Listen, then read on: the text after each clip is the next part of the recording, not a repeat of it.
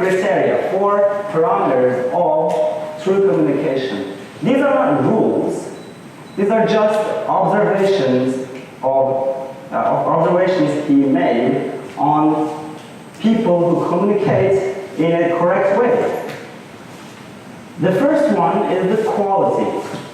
The quality in a communication is important because what you say is important, right?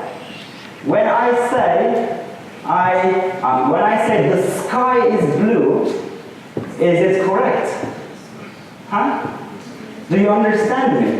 Yes. Can we communicate when I say the sky is blue?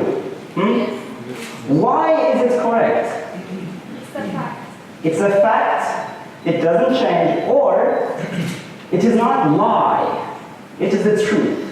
For example, if I am schizophrenic, what is schizophrenic? Schizophrenic. Yes. If I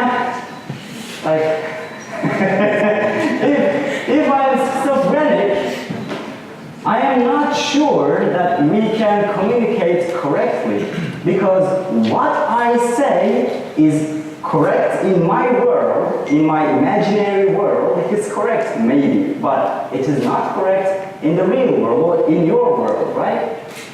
So even if I can make grammatically correct sentences, it doesn't mean that we can communicate, right? If I say, I like flying elephants, I fly on elephants every day. Do you understand me? Or, yeah, you can understand. but this is not a fact in our world, right? There is no quality in terms of truth or facts of this communication, of this information, so we can't communicate in a healthy way. So this is the first parameter, the quality of what I say. The quality of what I say also comes from the grammar of the language. If I say, bana bir tane ekmek verir misin? Can you give me bread? Is it correct? Is this a correct question grammatically? Yes. Bana bir ekmek verir misin? I am an American person trying to learn Turkish and I go to a bakery and I say, bana bir ekmek verir misin? Is it correct? Can I buy bread with the sentence? Say, can I? Huh? But if I go to the bakery and I say, bana bir erkek verir misin? Is this correct, Sam? Huh? It's not correct. Why? Why is it not correct? Instead of ekmek, I said erkek, right? My friend from England, he made this mistake in Turkey, in a bakery, and people laughed at him. It was funny for people, right? It is funny. If, for example, if I say, I am Go, is it correct? Why? The grammar is problematic, right? So, the second factor of the quality of true communication, like we can maybe still communicate, maybe we can still understand each other, but it is not consistent with the facts of true communication. The second parameter of true communication is the quantity of what we say. It is not what we say, it is how much we say. For example, I say, how are you? What do you say? Osman, what do you say? Fine, thanks, and you. This is long enough. Okay. But if I say, how are you? And you start, if you start talking and talk and talk and talk, you say too much. Right? And this breaks the communication between you and me. And I listen to you like this. I don't understand anything. I'm not listening to you because you are giving me too much information. This is the second parameter. The third one is relation.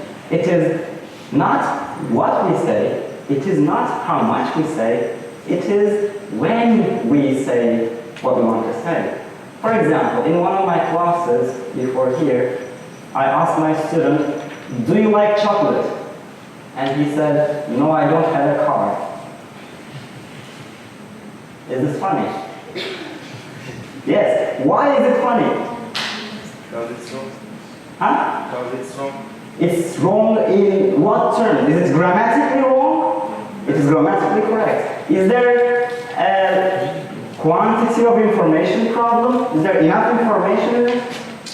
Yes, there is enough information. But the problem is that it is not related with what I say. What is related? Yes, it is not related to what I asked, right? I asked about cars, or he answered about chocolate, right? It's like totally two different topics. The fourth parameter of true communication is the manner of what we say. It is how we say things. For example, if I say, good morning, it is günaydın, right? It's as simple as that. But if I say, good morning, what do you understand? Okay, for example, if you learn something which everybody knows for a long time, what do we say in Turkish and English? What do we say? Huh? You learn something which everybody knows for a long time. What do we say to you? We say günaydın, right? You just learned it, but everybody knows it, right? It is the same word, good morning, it's the same word, but how you say it changes the meaning, right? This is the first criteria. The second one is like this. For example, a father can say to his child, go to your room and do your homework, right? Can your father say this to you? Maybe yes. But can you say this to your father? Can you say, baba çabuk işe git, para kazan? Can you say this to your father? It is funny. You are laughing. Why? Why is it funny? No, because it is the wrong manner. Manner? Yes. It's the wrong manner of things. Okay, of things you say. It is the wrong intonation, the wrong words. Maybe you can say, Dad, it would be good if you could go to work and work. This is okay. This is acceptable. But if you can't say it the other way, right? So I would like to show you some videos now. Okay, these videos are in Turkish. Maybe you watched all of them. 3 videos I'll show you. And I want you to tell me which parameter is being broken in these videos, okay? What is wrong in these videos? I want you to focus on the problem on the videos, okay? The communication problem. Alright. Can we... Alright. Yes. You know this woman, right? Huh? Know her. Okay, we can hear now.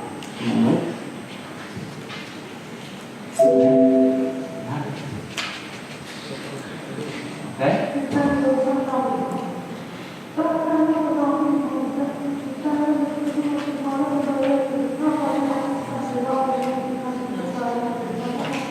Okay, what do you think the problem is?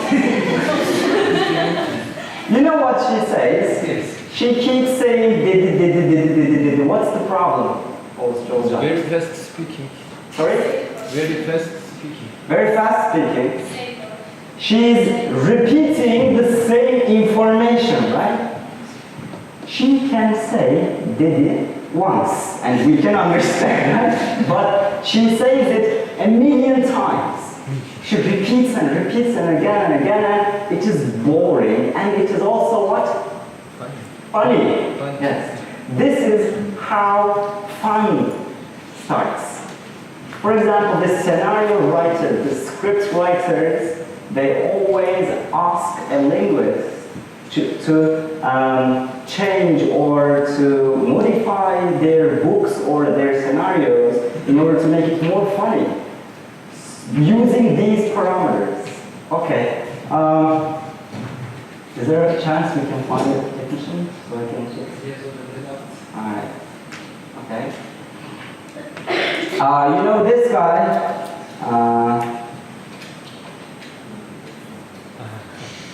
You know this guy is very famous. Kapatması gereken şey. Üzerinde kısıtlıyorlar bu sistemi. Ne oluyor? Çok iyi oldu, çok güzel iyi oldu, tamam mı? What's the problem in this sentence? Yes, the grammar is not correct, right? It is funny because he breaks the rule of grammar in the parameters of communication. Şimdi mesela Türkmen olayını çok karıştırdılar. Aralarında bir fark kaldı, o farklar çok güzel oldu.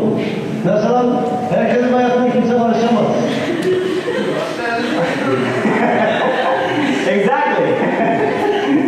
Nasıl karışamaz? Ben bu şekil yedim, bu bayağı şu şekil yedim, bu şekil yedim. Hiç kimse karışmaya bir hakkı yok. Özgürlüğü bilir. So what's the problem here? Like, since he has different traditions, like, what's this? Like, he's also like distracting from the topic, right? Like, he's not talking about the same thing he first started to talk about. It's also another problem. Başörtü, kurban olduğum biraz zorlukta gelebilir ama hakiki öyle değildir. Hayvan olmam bu kadar. Hayvan Okay, and hayırlı işler. Why is it funny? Huh? Do you say hayırlı işler to who? Who do you say to hayırlı işler to who?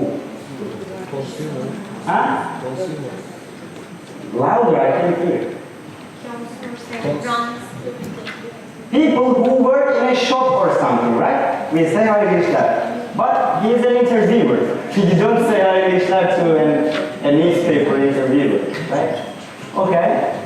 The third one, actually, it has subtitles.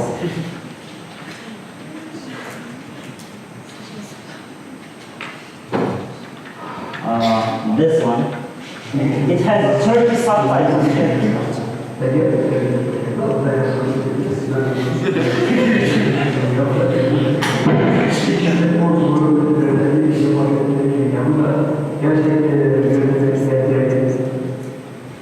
Okay. That's things like that. Alright, so why is it funny? Why is this guy funny?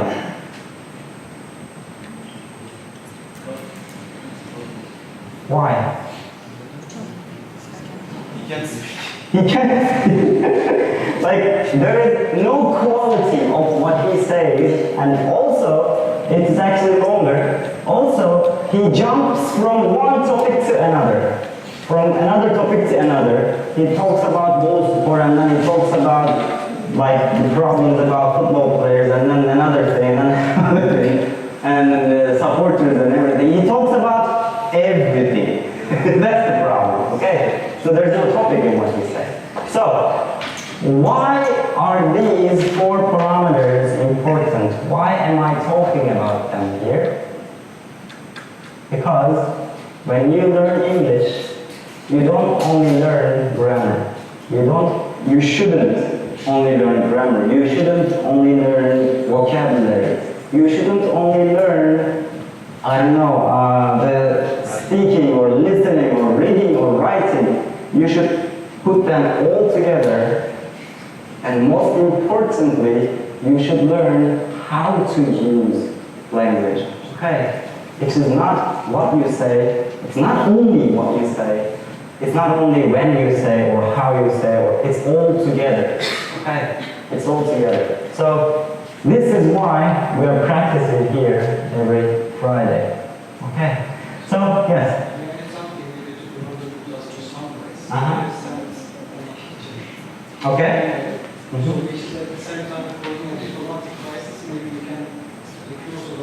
Okay. But first I have to open my Gmail then. Okay. They will see my... Okay. Oh, you can't see.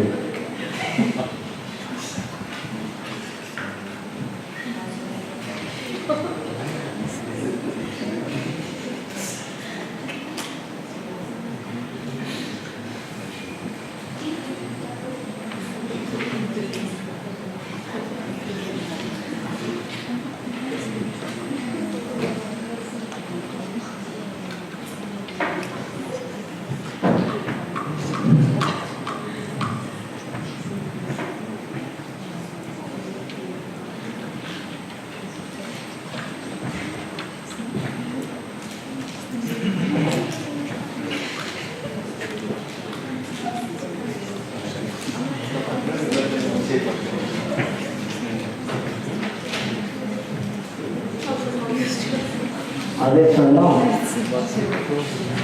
Hmm?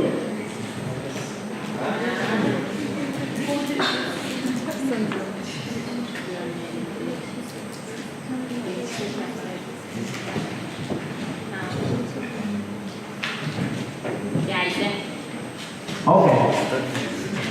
Is that one on? Is it coming?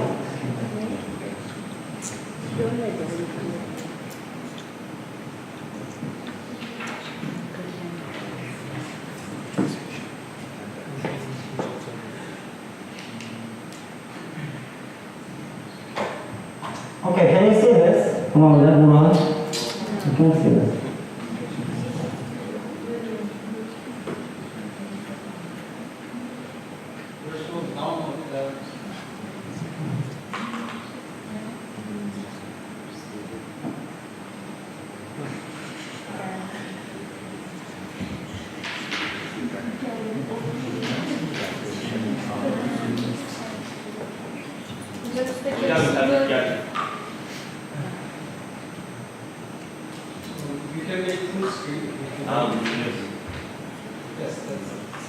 All right. I can read it for you. A few days ago, Prime Minister Mori was given some basic English conversation training before he visits Washington and meets President Barack Obama. The instructor told Prime Minister, when you shake hands with President Obama, please say, how are you? Then, Mr. Obama should say, I am fine. And you? Now, you should say, me too. So this is a classic meeting with a person, any person. How are you? I'm fine. Afterwards, we translators will do the work for you. It looks quite simple. But the truth is, when Mori met Obama, he mistakenly said, who are you? Instead of how are you? Mr. Obama was a bit shocked, but still managed to react with humor. Well, I'm Michelle's husband. And he laughed, haha. Then Mori replied, me too. And then there was a long silence. Interrupt me. Actually, it's not the interrupter's fault, it's your fault because you didn't open enough frames maybe, right? You didn't show him with your quality of language that you are not done yet, right? So, I talked about culture inside Turkey, but how about other countries? Have you been to, who has been to other countries? Where have you been to? How many? The States, Canada, Germany, Italy, Greece. Yeah, because she is rich. You are not. Yes? Where have you been to? Yes? France. France, okay. Italy. All right, so, who else? Where? Africa? No? Where? Kyrgyzstan, Kazakhstan, Gürcistan. Okay, alright. In those countries you've been to, have you noticed any different means of bodily communication? I mean like body language. Body language. Right? For example, in Turkey, what do we do as a mimic, as a mime to show that we agree? We do this, right? For example, what do we do when we say no? We say this, right? But in America, how do they do it, Crystal? They do this, right? But we don't do this, we do this, right? So these are also different ways of communication, right? Body language is also important. For example, if you ever go to Korea, in South Korea, I guess. If you ever go to Korea, don't ever touch a boy's head, a child's head. Don't touch a child's head because they believe, also in Japan, I guess, they believe that the child's soul is on his head, like in his head. And touching the child's head is a disrespect. But how do we in Turkey like a child? Huh? Right? Exactly. Yeah. We use a lot of touching to the head when we like a child, when we show our love to a child, right? So, yes, you can learn perfect English maybe at the end of this year. You can learn perfect grammar. You can learn 10 billion English vocabulary, like words, right? You can learn every single structure and idiom and everything in English. But if you don't learn these cultural differences in different countries, in different cultures, it doesn't matter what you say because people will always misunderstand you. Okay? Thank you very much for listening. That's all for me now. Bye.